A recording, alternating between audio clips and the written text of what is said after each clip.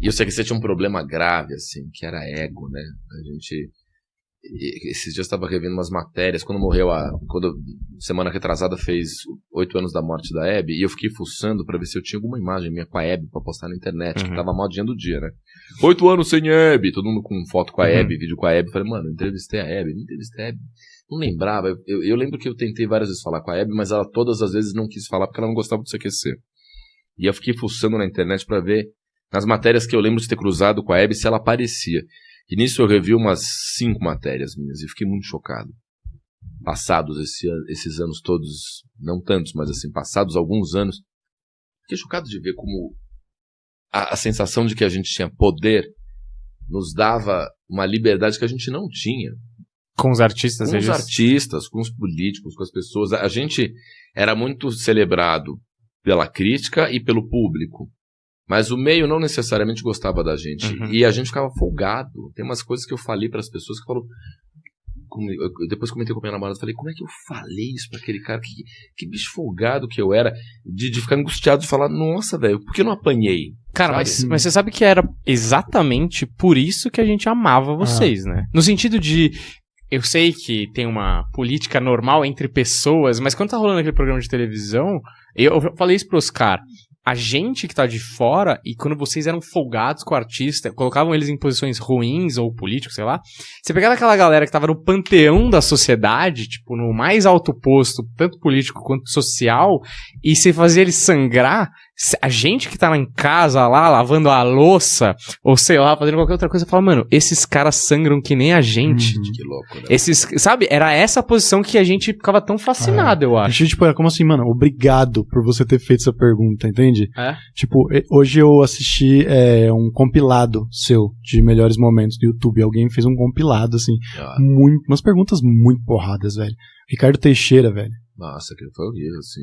Lembro de todas essas coisas. Mas assim, você achou ruim? Porque, cara, você precisava muito. Por exemplo, eu entendo que tem pessoas que você fala, putz, peguei pesado com aquele cara, não precisava tanto. Só que você tava num modo que você tinha que estar, que era tipo um matador, tá ligado? Tipo, o Ricardo Teixeira precisava ouvir aquelas perguntas. Porque ele fez coisas erradas, entendeu? E em nome de todos nós também, Exato. né? Eram as perguntas que a gente queria que eu vi alguém fazer pra um poderoso, né? No Brasil, que é tão coronelista, assim. Eu concordo que era do caralho quando a gente batia em pessoas que mereciam apanhar, né? Em geral, eram as pessoas que a gente ia fazer a pergunta mais intimidados, assim. Essas situações eu não fico impactado de lembrar e não fico mal de reassistir, assim. Eu sei que situação foi essa com o Ricardo Teixeira, como lembro também de algumas vezes que eu falei para alguns políticos algumas coisas que eles tinham que ouvir. E a gente sabia que eram situações limite e a gente se preparava para aquilo. O que eu acho chocante de rever, e me incomoda rever como esse aquecer, são momentos em que eu fui babaca ou folgado pra caralho com pessoas que nunca fizeram nada, assim, sabe? Tipo, Roberto Justus, assim, eu revi uma cena minha no aniversário da Hebe de 2010, fizeram uma festa pra Hebe na casa de um milionário, e eu peguei o Justus chegando, e o Justus foi mal bonzinho, cara, que o Justus é legal, entendeu? Caralho, coitadinho de Roberto Justus, né? Ele chegou e eu fiz uma pergunta tipo assim, Justus, você espera chegar aos 80 anos, assim como a Hebe tendo lançado um monte de CDs, um monte de discos? Ele falou, puxa, espero que sim. No que depender do público que não quer que você lance mais nada, você espera lançar alguma coisa? Foi meio isso a pergunta. Ele ficou tão desapontadinho, ele fez, se o público quiser, eu estou aqui para tentar cantar. Uma coisinha assim. Ele não fez nada, mas foi tão gratuito, assim, sabe? Eu assistindo e falei, coitado, o Justo não fez nada. O Luciano Huck, a Angélica chegando na festa. A Preta Gil, eu lembro uma vez que a Preta Gil chegou, eu falei, por que você se acha tanto? Ela é mó legal. É engraçado sem ver a cena, tá ligado? Porque é absurdo.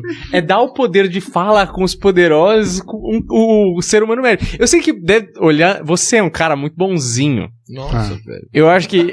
mas eu acho que a galera tem pelo menos essa imagem na comédia de você ser um cara muito bonzinho.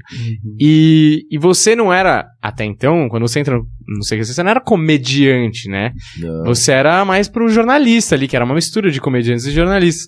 E eu acho que você entrou no papel maravilhosamente bem. O time jogava fino da bola, não tinha ninguém que você falava, esse aqui destoa, né?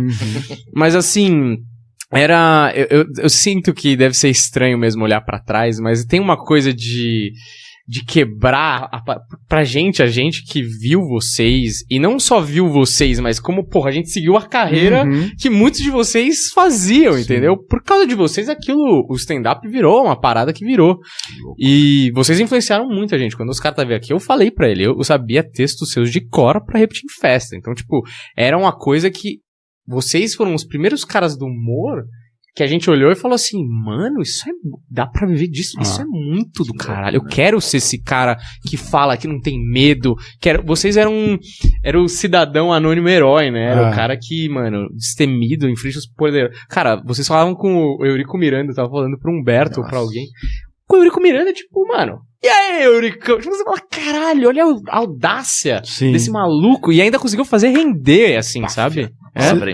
Você sentia medo, tipo, quando você pegava um Eurico Miranda, um Maluf? Sim, não, Maluf não. Cara, Maluf foi um cara. Eu sinto muita falta de falar com o Maluf. Agora seria impossível, o Maluf tá hospitalizado em casa pra morrer, né? Enfim. Mas o Maluf era um desses personagens que a gente precisava cruzar e que era um privilégio cruzar. Inclusive, quando o CQC estreou, a gente se perguntava sempre ali, os meninos todos se cruzavam e falavam, quem vai falar com o Maluf? Alguém viu o Maluf? E aí teve a inauguração da Ponte Estaiada e fui eu que fui cobrir, fui o primeiro a entrevistar o Maluf e foi pra mim uma glória, assim, falar com o Maluf. Ele era um personagem maravilhoso de falar, porque ele sempre levava na esportiva. A única vez que o Maluf pegou bad, assim, foi uma pergunta da Nath Graciano. Porque ela fez uma alusão à pipa do vovô que não subia mais. E aí o próprio telespectador do CQC falou, isso não é CQC, isso é humilhação, ele é um avô. Tinham situações que as pessoas defendiam os nossos entrevistados.